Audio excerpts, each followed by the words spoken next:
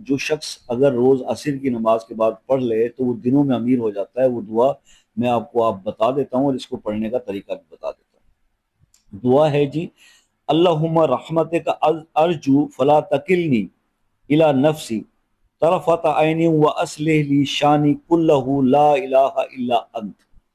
ये दुआ जो है आपने नमाज असर के बाद अव्वल आखिर 3 मरतबा दुरूद शरीफ 18 मरतबा 18 टाइम्स ये दुआ पढ़नी है और बिला नागा पढ़नी है।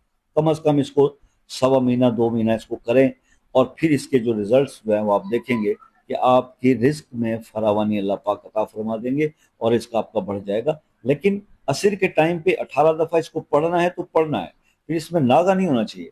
अच्छा, कई अभी या मेरी बहनें जो है वो बीच में फौरन आ जाती हैं इस बात को लेके कि जनाब वो हम कैसे इसको कंटिन्यू मुसलसल 40 दिन या सवा महीना या 2 महीने करें।